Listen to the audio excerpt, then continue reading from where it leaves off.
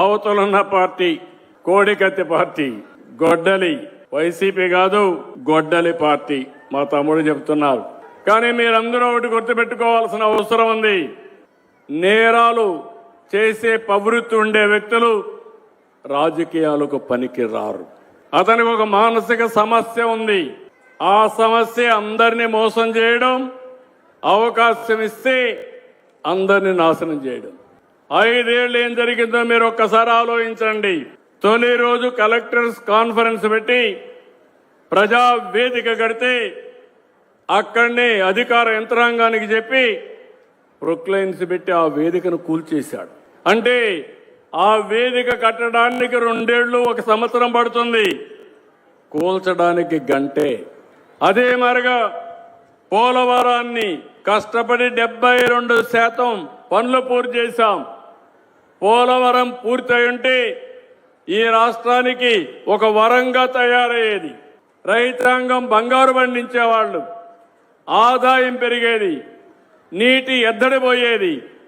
నీరే మొత్తం మనకు ఆధారం, జీవనాధారం. అలాంటి ప్రాజెక్ట్ నాశనం చేశాడు. అమరావతి ప్రాజెక్టును మీరు గుర్తుపెట్టుకోవాలి.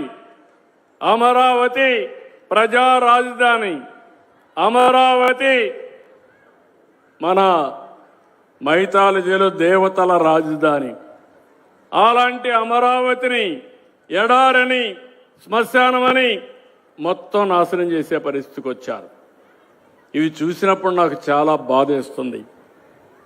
ఒక వ్యక్తి నిర్మాణం చేయగలుగుతాం, అదే ఎన్డీఏ ఈరోజు నిర్మాణం చేస్తున్నాం. అదే ఒక వ్యక్తి విధ్వంసం చేయగలుగుతాడు. ఆ విధ్వంసం మళ్ళీ రాబోయే రోజుల్లో కరెక్ట్ చేయాలంటే కొన్ని సమస్యలు ఉంటాయి. కొన్ని మనం ఎప్పటికీ శాశ్వతంగా కూడా రెక్టిఫై చేయలేం.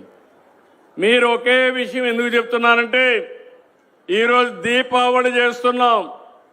దేనికి చేస్తున్నాం దీపావళి? జ్ఞాపకం ఉందా మీ అందరికీ? నరకాసురుడు వధ. దాని తర్వాత మనం దీపావళి చేశాం.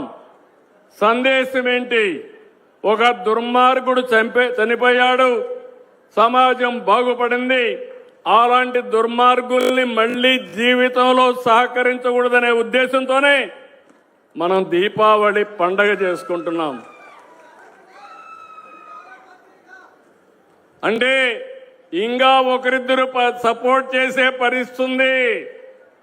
ఎవరైనా మీరు ఆలోచించండి, మీ గుండె మీద చేసుకుని ఆలోచించండి. ఎక్కడైనా ఎవడైనా ఇలాంటి సాహసం చేస్తాడని అడుగుతున్నా. తెల్లవారు నిద్ర చేశాను. సాక్షి టీవీలో వివేకానంద రెడ్డి గుండె పొడుతో చనిపోయాడు. నేను మనిషే కదా, అయ్యో పాపం మంచోడు అనే అభిప్రాయం నాకు వచ్చింది. 2 గంటల తర్వాత అన్ని టీవీల్లో కూడా వాళ్ళందరూ ఇదే మాట్లాడడం మొదలుపెట్టారు.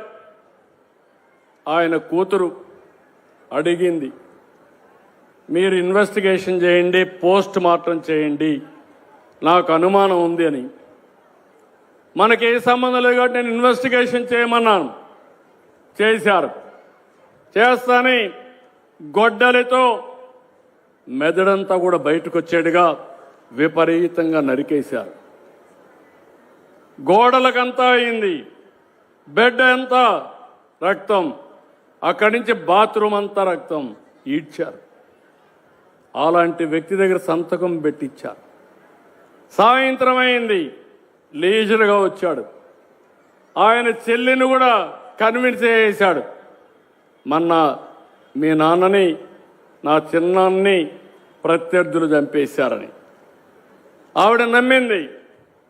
సాయంత్రానికి ఆవిడ కూడా ఆయన పక్క నుండి మా నాన్నను చంపేశారు, ఇప్పుడు మా చిన్నాన్న చంపేశారు, దిక్కులేని వ్యక్తిని పెద్ద దిక్కు కోల్పోయాను, ప్రజలంతా సహకరించమని కోరాడు. ఈ వాస్తవాలు చెప్పాలని నేను అనుకుంటే నెక్స్ట్ తెల్లవారే లోపల సాక్షి పేపర్లో నా చేతిలో కత్తి పెట్టి నారాసుర రక్త చరిత్రని ఆయన చేసిన నేరాల్ని నా నెత్తినే వేశాడు. మీరంతా నమ్మేశారు, ఓట్లు వేశారు.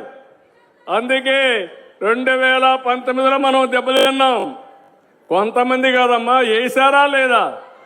వాస్తవం ఓట్లేశారు, అతను గెలిచాడు, 151 సీట్లు గెలిచాడు, విధ్వంసాన్ని ప్రారంభించారు. మీలో మార్పు వచ్చింది. నేను పవన్ కళ్యాణ్ గారు మోడీ గారు కలిసి వస్తే చరిత్రలో ఎప్పుడు రాని గెలుపు 94% సీట్లు గెలిపించారు. కానీ ఇక్కడ నేను మీకు చెప్పేది ఒకటే, జీవితంలో కొన్ని సంఘటనలు జరుగుతాయి. అందులో నుంచి మనం కొన్ని నేర్చుకోవాలి. నేర్చుకోకపోతే వైకుంఠ పాడే ఇది. నేను బాగా డెవలప్ చేయడం, ఎవడో వచ్చి విధ్వంసం చేయడం, మళ్ళా నేను నిలబెట్టడం, ఇది శాశ్వతంగా ఉంటుంది. మీ అందరిలో ఒకే ఆలోచన అడుగుతున్నా, భవిష్యత్తులో మనకు వైకుంఠ పాళి వద్దు, ఎన్డీఏనే ముద్దు. మీ రాబోయే రోజుల్లో మీరందరూ ముందుకొస్తే ఒక అభివృద్ధి, ఒక సంక్షేమం, ఇబ్బంది లేనటువంటి సుపరిపాలన ఇచ్చే బాధ్యత